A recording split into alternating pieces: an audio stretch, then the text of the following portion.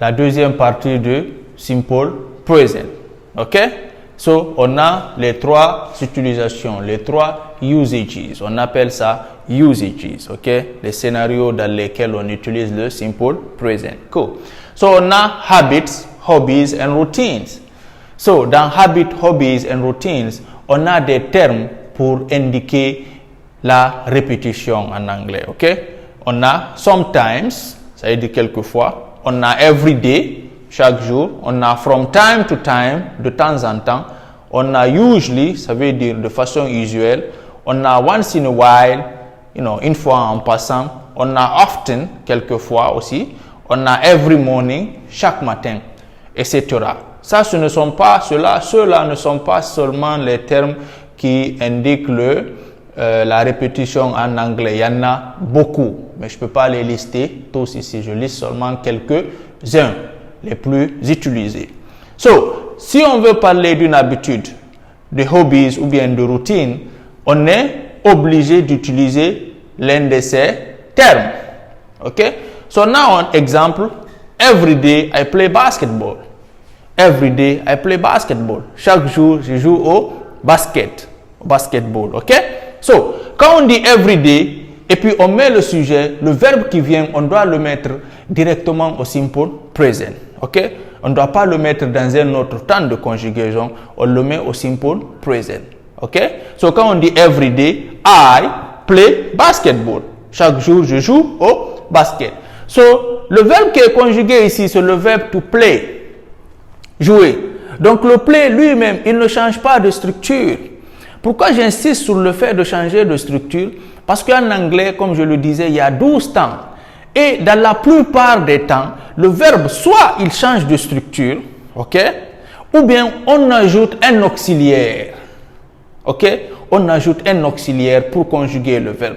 Ou bien, des fois, il arrive que le verbe, il change de structure et en même temps, on ajoute un auxiliaire pour le conjuguer dans certains temps de conjugaison.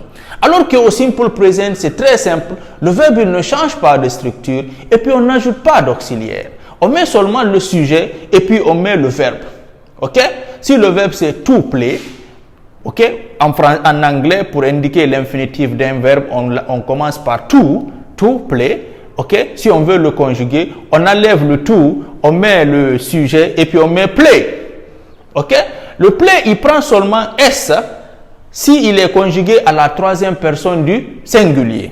Ok, so l'exemple ici c'est every day I play basketball. Right? Cool. So on a sometimes she calls her mother.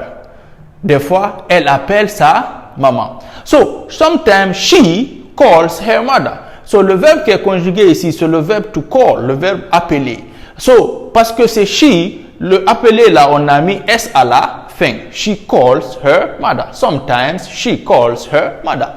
Des fois, elle appelle sa maman. I usually eat 3 times a day. De façon usuelle, je mange 3 fois dans la journée. So, le verbe qui est conjugué ici, c'est le verbe to eat, le verbe manger. Le verbe, il ne change pas de structure. Ok, on n'ajoute pas d'auxiliaire pour le conjuguer. On a la deuxième utilisation du simple présent. On a fact, les faits, et les beliefs, les croyances. Ok? So, les exemples qui suivent. My country is a very beautiful country. Mon pays, c'est un très beau pays. Mon pays, c'est un très beau pays. Maintenant, quand tu dis cela, cela peut être un fait. Ou bien cela peut être une croyance. Ton pays peut être beau pour toi, il peut ne pas l'être pour certaines personnes. Mais cela n'est pas important. Si tu crois que ton pays est beau, tu utilises simple present pour l'indiquer, parce que simple present, on l'utilise aussi pour indiquer les faits ou bien les croyances. Right? I love chocolate. Là, je suis en train de parler de ce que j'aime. Donc, je suis en train de spécifier un fait. J'aime le chocolat. I love chocolate. I love chocolate. En anglais, chocolat c'est chocolate. English is my favorite language. Ok? J'ai sauté le my ici. But English is my favorite language. Ça veut dire quoi? L'anglais, c'est ma langue favorite. Donc, je suis en train de spécifier ce que j'aime. Ça veut dire je suis en train de spécifier, de parler, de ressortir un fait. So, si on veut ressortir un fait en anglais, on utilise le simple present. Ok? Malgré qu'il y a 12 temps, mais on utilise le simple present. Et le simple present, le verbe, il ne change pas de structure. Et puis on n'utilise pas, on n'ajoute pas de verbe auxiliaire pour le conjuguer. Ok? Ça, c'est la deuxième partie du simple present. Ok?